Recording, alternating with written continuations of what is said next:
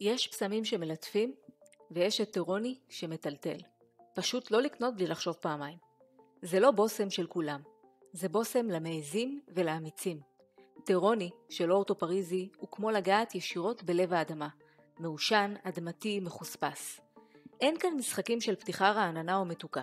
ספק אם יש תווי פתיחה, כי סיכוי טוב שהבוסם הזה הוא עם תווי אמצע ובסיס בלבד. מהרגע הראשון נכנסים לעולם אחר. עצים חרוכים, סלעים חמים, עשן שמתאמר. ובכל זאת, מאחורי העוצמה, מסתתרת מתיקות קטנה כמעט סודית שמאזנת ומלטפת. זה ריח שקשה לשכוח. לא קלאסי, לא נעים לכולם, והוא מתאים לאלו שרוצים להיות שונים, ולמי שמחפשים נוכחות ייחודית. מבחינת ביצועים, עמידות סביב 7 שעות, הקרנה צמודה לגוף, אבל עם שובל שמושך סקרנות. הוא פורח במיוחד בערבים קרים של סתיו וחורף, אבל אם זה בוסם לאמיצים, ואם אתם אכן כאלה, אז גם ביום הוא עובד נהדר.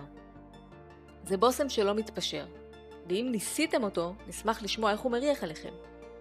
טירוני הוא לא לכל אחד, אבל אם אתם רוצים לבלוט ולהיות ייחודיים, זה הבוסם בשבילכם. ספרו לנו בתגובות אם הייתם לובשים אותו, ואם אתם באמת סקרנים, קחו דוגמית מהאתר ותנו לו צ'אנס. רק אל תגידו שלא הזהרנו אתכם.